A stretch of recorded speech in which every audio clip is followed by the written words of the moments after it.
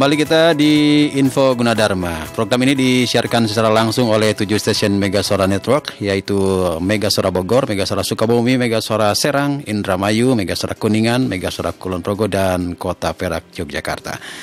Baik sahabat Megasora dan juga kawan Kota Perak serta Sanak Kadang Kulon Progo, kita masih bersama narasumber kita di Info Gunadarma hari ini, yaitu Bapak Dr. Misdiono SMMM, Wakil Kepala Sekretariat Rektor Universitas Gunadarma. Pak, kita lanjut lagi perbincangan kita nih, menarik. Tadi Siap, kita Bang Yuda. Sudah mengulas mengenai prodi ya. Prodi. Program pendidikan. Program studi. Ya.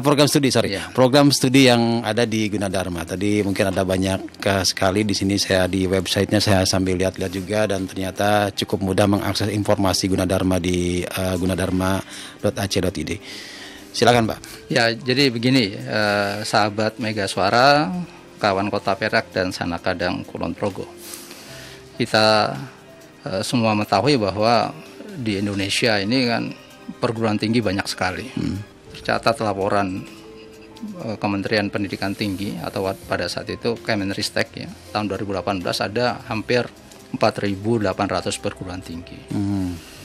Terdiri dari perguruan tinggi negeri, perguruan tinggi swasta, perguruan tinggi keagamaan, dan perguruan tinggi kedinasan.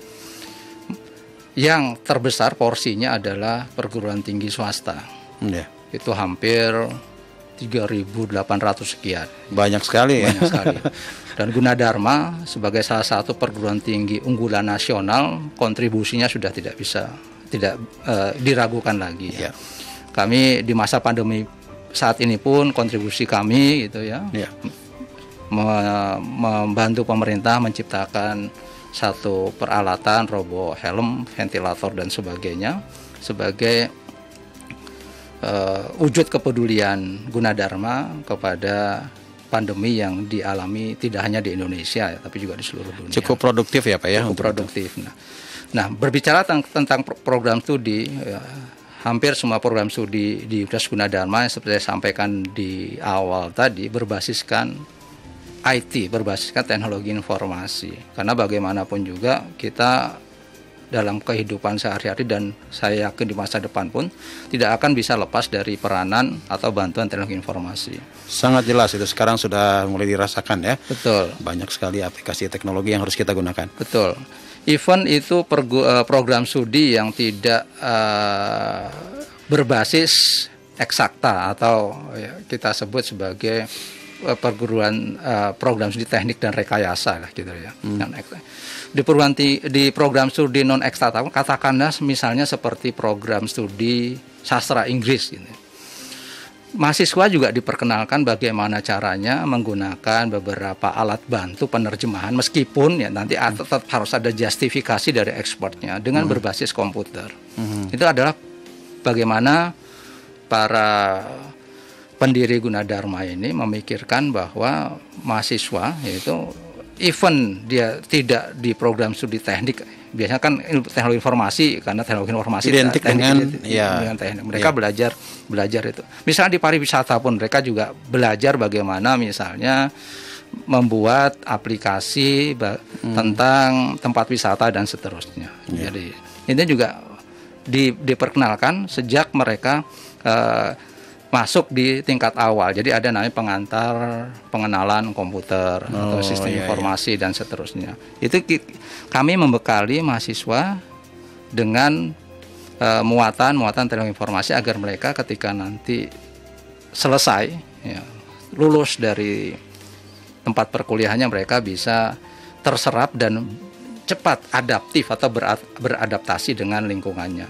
Ini dilakukan dari semester awal sampai dengan semester akhir ya. Itu ada di kurikulumnya ada ya? Di kurikulumnya ada ya. Jadi saat ini kami memang mengasuh 41 program studi ya, dari D3 sampai dengan S3, di mana kalau bisa dilihat atau kami sampaikan di sini bahwa di DKI pun di LL 2 Dikti Gunadarma merupakan perguruan tinggi dengan program studi sarjana terbanyak yang terakreditasi peringkat A. Jadi meskipun dibedakan perguruan tinggi swasta, perguruan tinggi negeri, kedinasan, perguruan tinggi agama, untuk status atau predikatnya semua diatur oleh kementerian melalui Badan Akreditasi Nasional.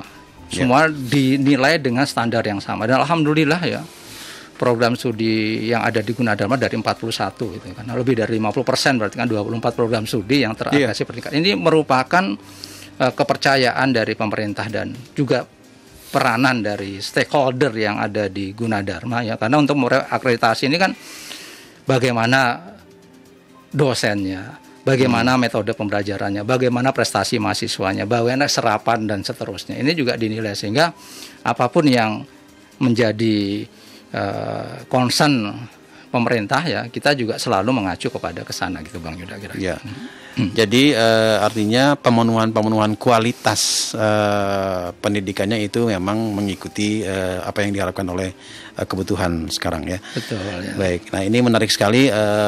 Untuk Anda yang mungkin mau bertanya boleh ya Pak, kita di WhatsApp saja di 0811 112 1008 ya. Kalau misalnya ada yang ingin disampaikan nanti kita akan bacakan dan kita akan bahas lebih lanjut. Mudah-mudahan ini bisa membantu Anda mendapatkan informasi yang lebih jelas lagi mengenai Gunadarma.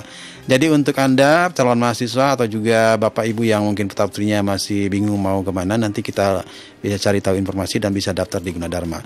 Apalagi mungkin ada minat yang memang sesuai dengan program pendidikan atau program studi yang ada di Gunadarma.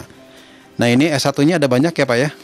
Saya lihat ya. S1-nya kita ada 23 program studi ya. 23 itu kami ada 23 terdiri dari 13 program studi yang sudah terakreditasi A. Kemudian ada 10 program studi baru termasuk di dalamnya program studi profesi ya. Artinya kami memiliki Fakultas Ilmu Kesehatan ya. Betul. Dan itu ada ada program studi farmasi, itu S1 farmasi. Kemudian setelah lulus S1 ada profesi bukan farmasi, maksudnya kedokteran ya. S1 kedokteran. Setelah lulus pendidikan dokter masih si lulusan untuk menjadi dokter harus mengambil profesi dokter. Ada S1 kebidanan. Kemudian setelah lulus S1 kebidanan dia harus mengambil profesi kebidanan. Jadi ada dua profesi ya, profesi bidan dan profesi dokter. Iya. Jadi kemudian untuk yang kalau di fakultas bukan di program psikologi, ketika lulus S1 sarjana psikologi, tapi ketika akan mengambil profesi psikologi bisa mengambil ke magister psikologi yang ada profesi psikologinya. Dia magister profesi psikologi. Iya. Nah ini ada banyak juga yang memang baru ya. Ini ada yang baru, jadi tadi yang dikatakan ada kebidanan gitu. Ya baik. Untuk Anda yang mau bertanya silakan ya. Nanti Pak kita juga ingin mengetahui informasi lebih jauh lagi tentang pendaftaran dan sebagainya. Mungkin nanti kita akan bahas. Tapi ini menyangkut akademik juga masih ada hal yang ingin saya tanyakan nih mengenai untuk mahasiswanya sendiri nih Pak. Iya. Kan dari semua fakultas ini kan pasti ada hal-hal yang atau fasilitas yang lain seperti misalnya untuk prestasi mahasiswa dan sebagainya, untuk program-program yang memang bisa dirasakan atau diambil manfaat oleh mahasiswa itu sendiri. Apa saja nih Pak? Baik, jadi di Gunadarma ya, prestasi mahasiswa itu tidak lepas bagaimana dosen memberikan arahan ataupun katakanlah materi dan seterusnya. Sebagai informasi di Universitas Gunadarma ini sertifikasi dosen. Jadi seperti misalnya Bang Yuda kalau akan mengendarai sepeda motor kan harus punya surat izin mengemudi. Dosen kalau mengajar pun kira-kira kurang lebih sama. Dari jumlah dosen yang tersertifikasi, namanya sertifikasi dosen itu terbesar atau terbanyak di lingkungan PTS di Indonesia, ada 734. Artinya kualitas dosen yang ada di Universitas Gunadarma sudah memenuhi persyaratan dan sangat baik gitu. Nah, kalau dosennya saya sudah baik kemudian memberikan materi kepada mahasiswa, prestasi mahasiswa pun insya Allah sih juga menjadi baik.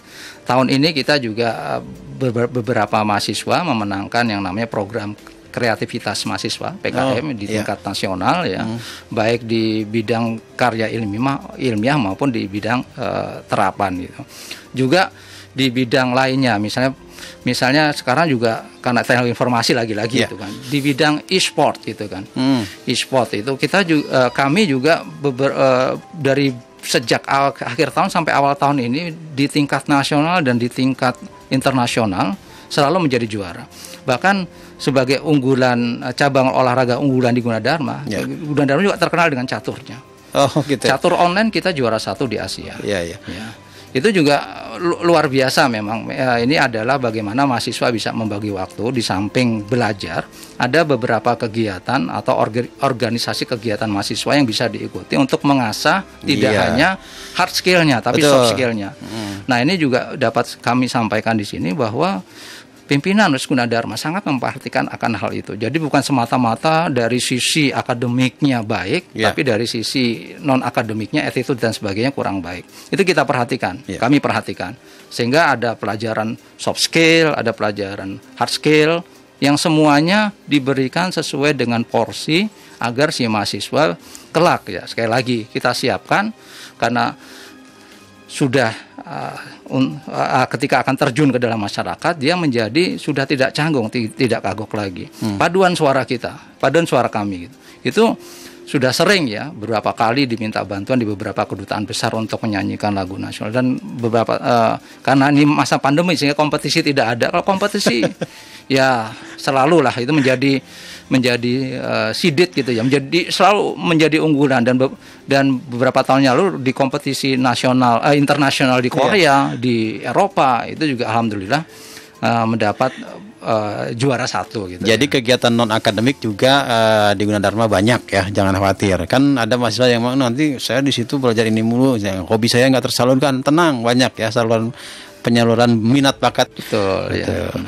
Oke, sahabat Megasuara dan juga kawan Kota Perak, Sana Kadang, Kulon Progo, kita akan lanjutkan lagi kebersamaan kita ya. Nanti kita akan berbincang-bincang lagi di segmen berikutnya. Tetap bersama di Info Gunadarma, kali ini bersama narasumber kita Bapak Dr. Misdiono SEMM, Wakil Kepala Sekretariat Rektor Universitas Gunadarma.